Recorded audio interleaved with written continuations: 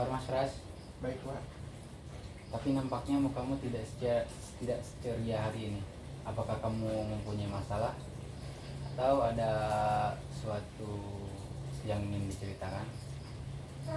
Begini Pak, saya ingin menceritakan masalah yang saya alami Pak. Baiklah, silakan ceritakan permasalahannya. Mari kita bahas bersama-sama. Namun sebelum itu saya minta kesepakatan waktu untuk membahasnya supaya efisien dan lebih teratur. Bagaimana? Baik Pak, saya setuju. Rasanya 40 menit cukup. Saya minta Bapak bisa merahasiakan rahasia ini Pak. Saya tidak ingin orang tahu Pak. Baiklah, saya tidak akan menceritakan permasalahan Anda kepada siapapun. Sekarang apakah saya boleh tahu apa permasalahan yang Anda hadapi? Begini Pak ya. Tadi saya sedang terbebani dengan tugas sekolah saya Pak. Oh ya, terus? Saya pusing banget Pak. Saya capek harus jalanin semuanya Pak. Saya sanggup. Berapa banyak tugas yang Anda harus kerjakan?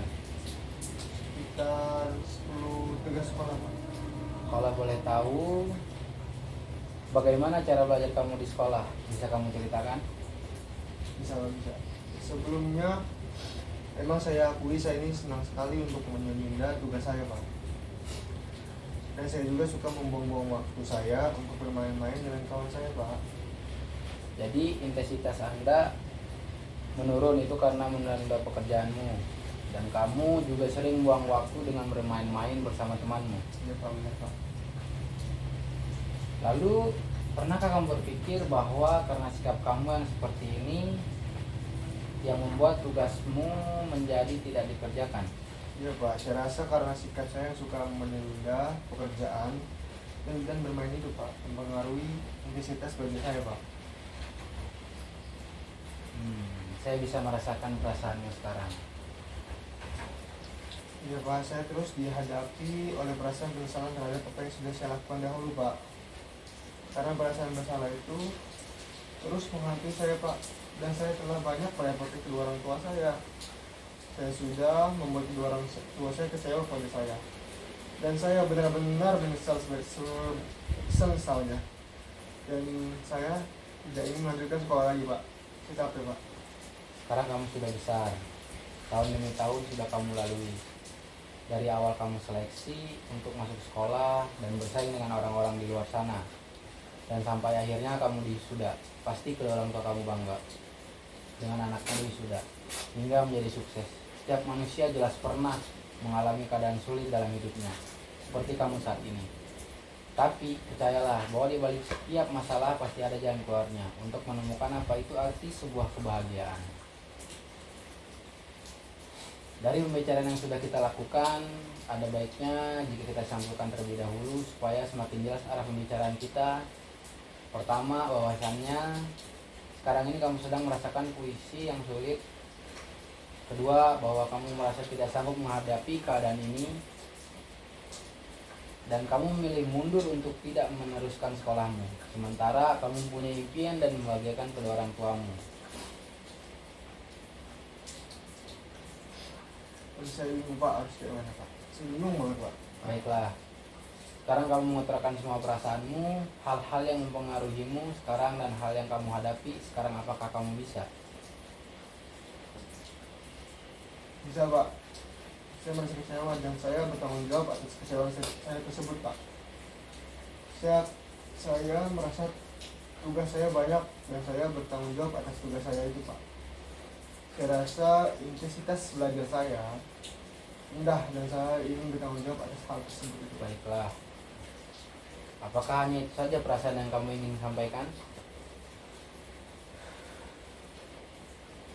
Iya Pak, mungkin itu saja Pak. Dan setelah kamu melakukan pengakuan perasaan, mengutarakan perasaanmu yang tadi dan ditambah dengan rasa bertanggung jawab kamu, apakah kamu ada perubahan perasaan atau pola pikir kamu yang sekarang ini? Tidak apa-apa, dibiarkan saja. Lalu bagaimana perasaanmu sekarang ini? Iya Pak, saya merasa sadar akan bertanggung jawab saya sendiri. Kalau kesesalan itu berasal dari saya sendiri Pak. Jadi kamu sudah merasa sadar akan perasaan yang kamu ingkari selama ini. Ya Pak, saya sudah sadar akan perasaan yang saya ingkari selama ini Pak. Jadi kamu sudah menyadarinya. Kalau boleh tahu perasaan Perasaan buruk ini adalah akibat dari kebiasaan saya Pak. Saya sudah membuang-buang waktu saya untuk bermain-main. Dan saya juga menyadari bahwa mengakhiri sekolah saya bukanlah hal yang baik untuk itu, malah hanya memperburuk keadaan saya. Jadi sekarang kamu sudah mulai sadar setelah mengalami perasaan diserai dengan rasa bertanggung jawab. Ya Pak, benar sekali Pak. Baiklah, kalau seperti itu bagaimana menurutmu solusi agar tugas-tugasmu itu tidak terbengkalai dan tidak terbebani dengan keadaanmu? Ya Pak, mungkin kedepannya saya akan mengintrospeksi diri saya terlebih dahulu Pak atas kesalahan saya ini, dan saya sudah sadar bahwa tugas yang saya kerjakan menjadi banyak yang menumpuk karena saya menunda kerjaan saya dan lebih mementingkan bermain dengan kawan-kawan saya Pak. Baiklah, itu merupakan solusi yang sangat bagus sekali jika kamu mengungkapkannya pada diri kamu saat ini, supaya nantinya kamu bisa lebih fokus belajar dan fokuslah dengan apa yang kamu lakukan saat ini. Tidak perlu berlarut-larut dalam penyesalan. Ya Pak. Karena yang sudah terjadi jadikan sebagai pembelajaran dan jadikan harapan itu sebagai penyemangat kamu untuk terus menjalani pribadi yang lebih baik. Ya Pak, saya akan bersungguh-sungguh soal itu Pak. Baiklah, semoga apa yang kamu cita-citakan bisa tercapai dan kamu bisa membagikan kedua orang tuamu. Setelah konseling ini kamu juga bisa berkonsultasi kepada saya, karena saya akan selalu memberikan waktu untuk pada klien saya. Mungkin itu saja, atau ada masalah lain yang ingin kamu ceritakan? Ya, Pak. Itu saja Pak, itu saja. Baiklah, kalau seperti itu konseling ini diakhiri. Mungkin untuk kedepannya jika ada permasalahan lain yang kamu ceritakan kepada saya, silakan datang ke ruangan ini. Ya Pak, baik Pak. Saya sangat berterima kasih kepada Bapak sudah mau membantu saya dan mendengarkan cerita saya Pak. Sekarang saya sudah cukup lega dan semangat lagi, insya Allah. Sama-sama, syukurlah kalau begitu. Saya permisi dulu Pak.